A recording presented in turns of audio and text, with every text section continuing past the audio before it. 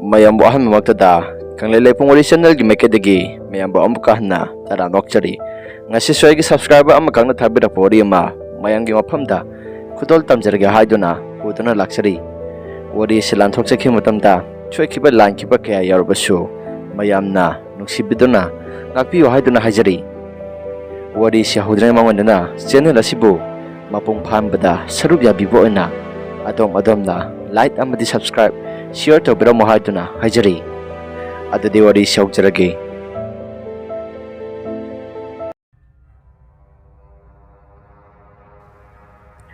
aigi ming amadi laifamdi panjararoige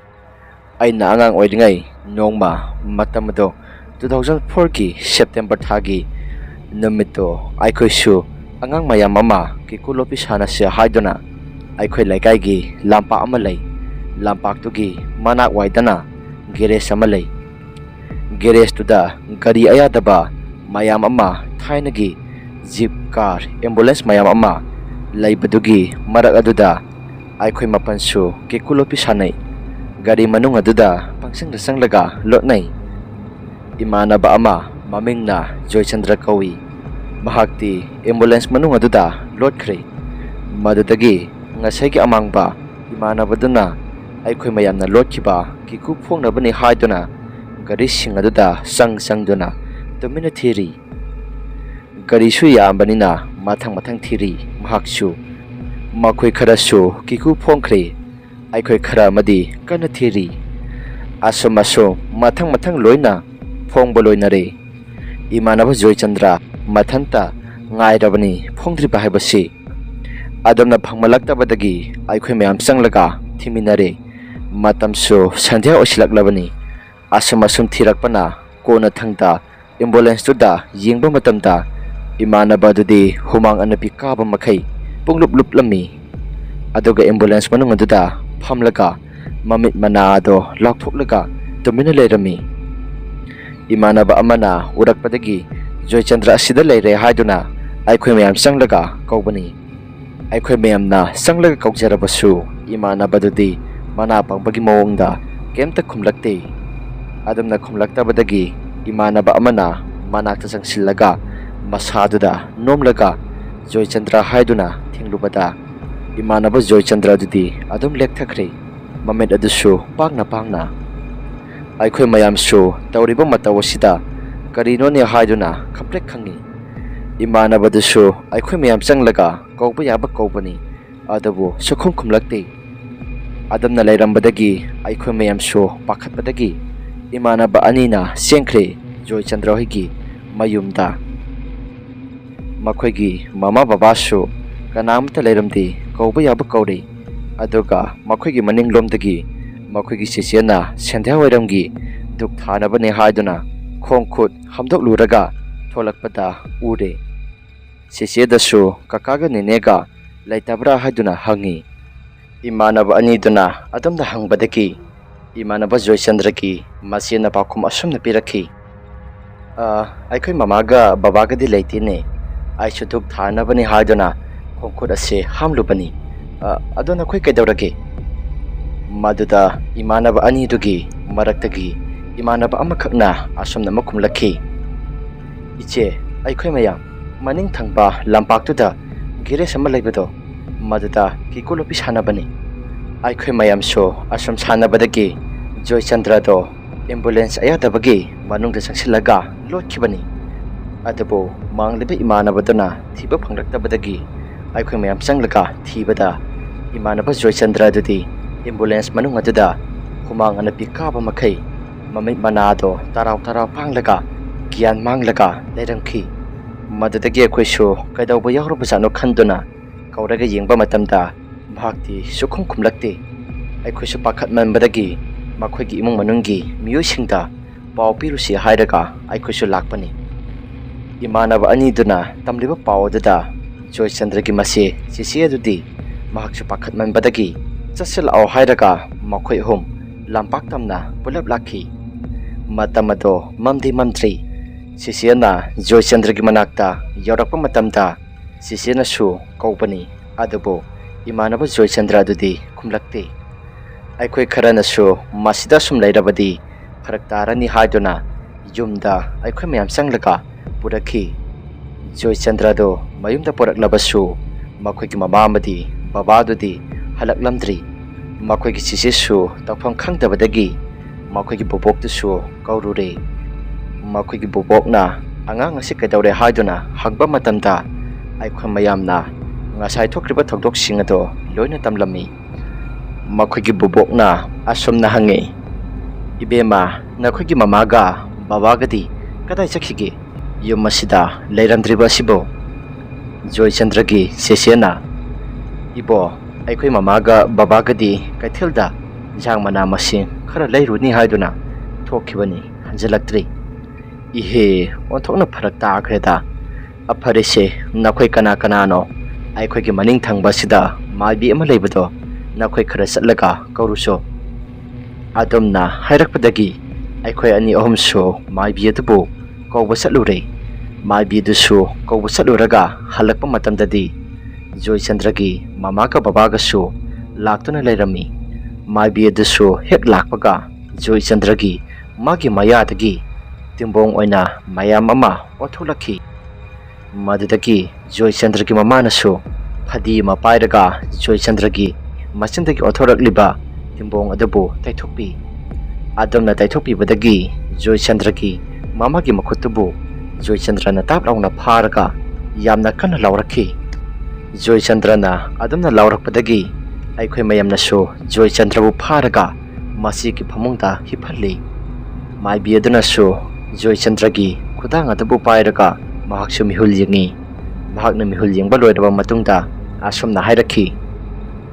angang asidi laitin phataba okna redana thawa ma tawtaba yararoi ibema si kolom mama putholo laithau tawbada sangadaba potlam singado ai hairaki nang isallo asi hairaka Joy Chandra gi masiaduna si amaka kolom amaga putholakhi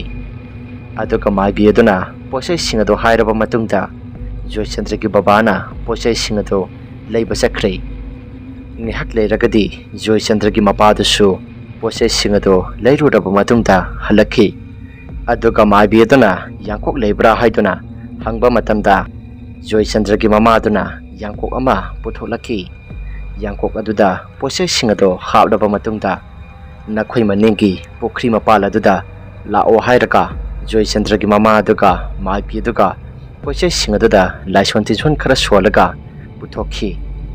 adamna posai singado thadokpa loiraba matungda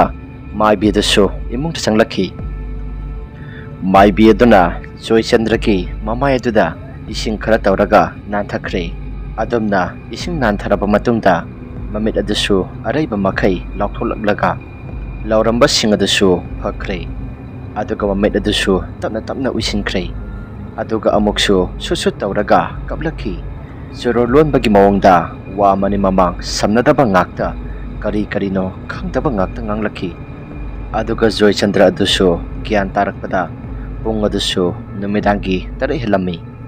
adamna gyan tabadagi maibi aduna asumna hairakhi angang ase haujikti karisu thudokpa tawraroida horeng kari karino tawraklabasu ai kauba adam lao adamna maibi dusu sakki hek tobaga Joy Chandra gi babana ine yamdi yamdrese lupa sawnga sitang pabikro asi hairaga la to namada lupa sawnga do katlaga khoirami maibi dusu yarida hairamlaga mahak sumayumda adam satkre adugadi ngihak leiraga Joy Chandra dusu mamit pangthoklakhi Joy Chandra dusu mamit pangthoklakpadagi ima baba haina kaurakhi adamna kaurakpaduda mama mapa ani duna isabu kaidawragi haiduna hangba matamda Joy Chandra na khumlakhi ima aigi lengchu mase isi sidabagum tawi khut asisu thangkatpa ngamdre yamna sokthari sase pangbom sisu yamna nai aikhoi mayam su imanaba Joy Chandra na tawkhriba mayam singaduda yumdaga amata hanadri Joy Chandra hoida loina leirabani aikhoi mayam adugi maraktagi imanaba amana Joy Chandra nang asa kamaina tawribano aikhoi di nangna tawramliba mong mataw singaduda loina kinaredana wakhal gaksi yokrabani Ado, nang kamaina tokhribano? Imanabaduna adumna hangbadagi Joy Chandrana paukhom asumna pirakhi. Aidi ambulance manung aduda lotpani. Maninggi sit aduda phambani. Aina ado phamlingaida maninggi thongdo kok kok laungna thilakpani. Madudagidi aisu boisa oiraboi khaludana paktharaga asum laibani. Thillibadasu adum thillaga laibana. Aisu ay ukrani khanbadagi mamangda amo kakhatle. Ambulance ado amanba ayadaba thainagi oibanina manung adusu loina phawdok phawjin yai. Mamangda aisu tamina paktharaga lay. Maninggi thongda thilamba sing adusu lepkhri. Gari mamangi mingsel amadi loina pungkai kaire. Nama amadi isangkaraga kaibudi kaidri mingsel amadi. Aina adamna lomaga pakthadingai lairingai matam aduda gari adugi wiper ado phat phat launa hairakhi. Adamna hairakpadagi aisu gari matongno khallaga adam yenglaga laibani. Adabu ure majik singna isang kari tawraba mingsel aduda khadangdi yaudaba mamit mana laktrok laupa nupi ama ingonda maning thangba sittagi yenglaga leirambado aisu ure. Matawadu ubadaidi kamprek khanglaga maningda sat onthoklaga yengba matamdadi nupi aduna aiki lingchum masida tonglaga aiki sinda kanna minsilaga aidi lawba ngamdana adum gyan mangkhre. Aina gyan tarakpa matamdadi nakhoi mayamga leiminariba sini. Aikhoi mayamsu wari du tarubadagi yumda satpa ngamaroi haiduna loina hainarami. Maduda Joy Chandragi baba kakaduda thimbiyo haiduna aikhoina hairami. Kakana thindrabadi aikhoi sapa ngamaroi haiduna. Kakadusu aikhoi mayamna adumna haibadagi bahangna aikhoigi yumda thimbire. Masigi matungdagidi lampak adugi geres aduda sungsan sanagidre. Masini asingba thokiba wari matang swaisida wari selusinjari. Karigumba adomna wari sinungai taragadi like amadi subscribe share tobiramo haiduna hajari. Aduga amana adomgi isada asingba makithokpa wari gumba leibiragadi aikhoina pithokchariba WhatsApp number asida thabiraknabani singchari. Ngasigidi kainangdabu yathangnisari. Mathangi video da amuk thengnarasi.